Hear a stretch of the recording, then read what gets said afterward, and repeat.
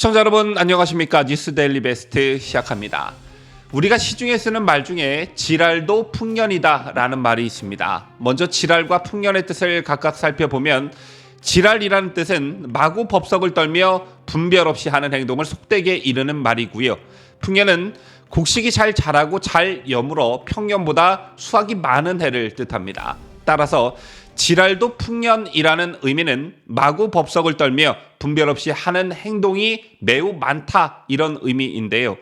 더 쉽게 말하면 화나게 만드는 사람이나 상황이 많다는 뜻입니다. 요즘 정치권 돌아가는 상황을 보면 이 말이 절로 떠오르게 되는데 더불어민주당 복당을 앞두고 있는 박지원 전 국가정보원장의 오늘 발언이 딱 그런 것 같습니다. 현재 더불어민주당은 겉으로는 단일 대우를 형성하는 듯 보여지나 이른바 이재명 사법 리스크로 당내가 혼란스러운 것으로 전해지죠. 그도 그럴 것이 내년이면 총선 체제로 돌입하는데 이재명을 옹호하는 것이 썩은 동아줄을 잡고 있는 것은 아닌가 의원들 개개인의 속마음이 꽤나 복잡할 것입니다.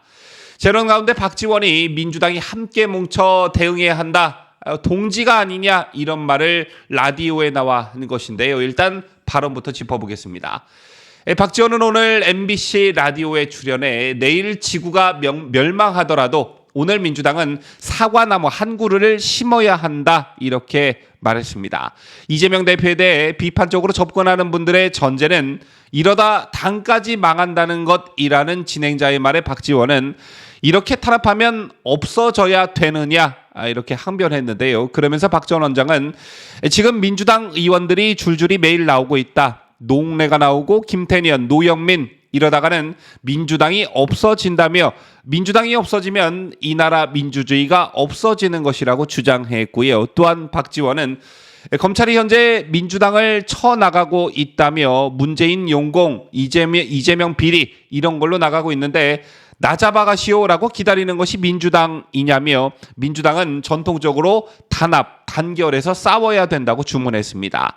이어서 진행자가 김영희든 정진상이든 노웅래든 가리지 말고 총력 대응을 해야 된다는 것이냐라고 묻자 박지원은 당연히 대응해야 한다. 그것이 동지라며 같은 당이라는 건 무리당자이다라고 답했고요. 만약 유죄로 나오면 어떻게 하느냐는 질문에는 그럴 수도 있다. 나는 검찰이 유죄 입증을 해서 사법부의 판단이 있다고 하면 그건 받는다며 지금 현재 사법부의 판단까지 갔느냐 이건 아니지 않느냐.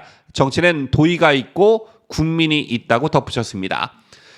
시청자 여러분들께서는 박지원의 오늘 발언 어떤 관점에서 바라보고 해석하시는지요? 여러분 아시다시피 박지원은 현재 피의자로 입건이 되어 있는 상태입니다.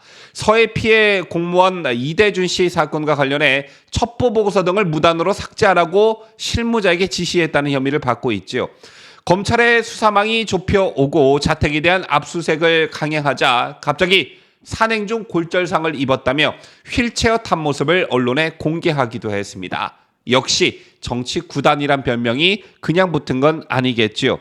이런 관점에서 보면 즉 박지원이 피의자 신분이라는 점에 비춰보면 오늘 라디오에서의 발언은 나도 좀 지켜줘라, 나도 좀 옹호해줘라 뭐 이런 것 아니겠습니까? 자, 그리고 박지원은 동지라는 개념을 꺼내들며 김영희든 정진상이든 노웅래든 가리지 말고 총력 대응해야 한다 이렇게 말했는데요. 자, 이거 조폭들의 논리나 다름없는 것이죠. 더불어민주당은 뭐 인정하긴 싫지만 대한민국 제1야당이고 국민 세금이 투입되는 공당입니다. 범죄자를 옹호하는데 국민이 부여한 권력을 사용하는 건 그 자체로도 직권남용이자 헌법 유린인 것이지요. 박지원은 정치보복이라는 관점에서 현재 민주당에 불어닥친 위기를 바라보고 있는데 정진상, 김영희에 대한 구속영장 그리고 노웅래에 대한 압수수색 영장은 정당한 절차에 따라 법원이 발부한 것입니다. 또 법원이 이들에 대한 영장을 발부했다는 것은 기본적으로 검찰의 수사로 인한 범죄 혐의가 상당 부분 인정이 됐다는 뜻이지요. 박지원은 오늘 라디오 방송에서 민주당이 없어지면 이 나라 민주주의가 없어지는 것이라며 가만히 있으면 안 된다, 저항해야 한다는 취지로 말했습니다. 그런데 외람된 말씀이지만 민주당은 없어져야 할 정당이 맞습니다. 전 국민이 다 아시다시피 이재명의 사법 리스크는 대선 시점에서 이미 존재한 문제였습니다. 그리고 당시 야당이었던 국민의힘이 이 문제를 들춰내기도 전에 대선 후보를 뽑는 민주당 전당대회에서 이미 거론됐던 부분들입니다. 그런데도 굳이 이재명을 대선 후보로 선출했지요. 또 대선 패배로 이재명 사법 리스크가 현실화될 것임을 충분히 예측할 수 있었음에도 그를 당대표로 선출한 것은 그들이 대선 결과에 승복하지 않았기 때문이다. 저는 이렇게 봅니다. 혹여나 박지원을 비롯한 민주당 일각에서는 매주 주말에 열리고 있는 촛불 집회의 한껏 고무돼 혹시 지난 박근혜 대통령에 대한 탄핵에 대한 달콤한 추억을 떠올리고 있는지는 모르겠으나 이들 촛불 집회가 확장성을 갖기란 매우 어렵습니다. 매주 윤석열 퇴진을 외치며 거리 시위를 진행하는 사람들의 주장을 가만히 들여다보면 코미디 그 자체이죠. 그들은 이재명 리스크가 현실화됐음에도 이재명 수사에 대한 아무런 언급 없이 그저 윤석열 퇴진을 앵무새처럼 외치고 있습니다. 또 그들이 밝히고 있는 윤석열 대통령이 퇴진해야 하는 이유는 모호하기 그지없고 연설과 주장 모두 터무니없는 논리와 비약으로 정말 가득합니다. 이들 집회를 주도하고 있는 단체의 결성 시기가 윤석열 대통령이 취임하기 전부터라고 하니 더 이상 무슨 말이 필요하겠습니까? 따라서 민주당 일각에서는 그들의 표현대로 촛불 집회가 들불처럼 일어나길 바라겠지만 그들만의 잔치, 그들만의 리그에 그칠 것이 자명합니다. 법조계에서는 이재명의 최측근 정진상이 구속된 데 이어 출소한 남욱 변호사가 연일 폭로전을 이어가자 검찰의 수사 동력은 충분히 확보됐다고 보는 시각이 우세합니다. 따라서 올해 안에 이재명이 검찰에 소환될 것으로 전망하는 법조계 인사들이 늘고 있는데요. 다음 달에 정진상이 기소가 되면 이재명도 곧바로 소환될 것이라는 관측인데 진작에 이루어졌어야 할 이재명 소환이 오히려 야당 대표이기 때문에 늦은 감이 있다는 게 법조계의 대체적인 지적입니다.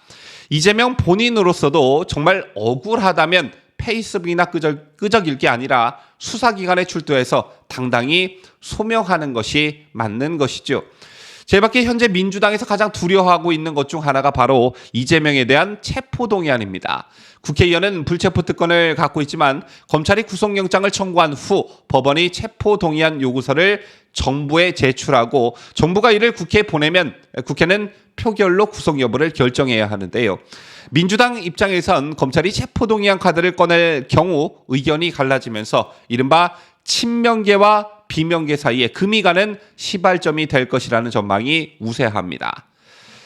마지막으로 이재명에게 한 가지 충고하고 싶은 게 있는데요. 사법 리스크를 넘어 거의 확실시되고 있는 본인에 대한 사법 처리를 하루빨리 인정하기를 바랍니다. 이재명이 있는 상태에서는 한국 정치가 건전한 방향으로 나아갈 수 없는 구조적 성격을 이미 띠고 있습니다. 이미 그런 구조적 성격이 안착이 됐다는 얘기입니다.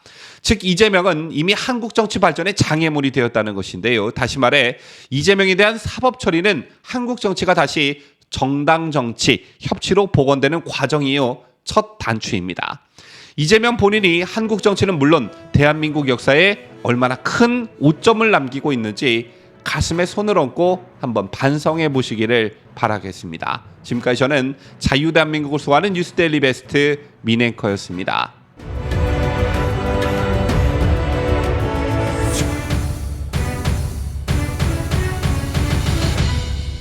함께해요. 뉴스데일리 베스트.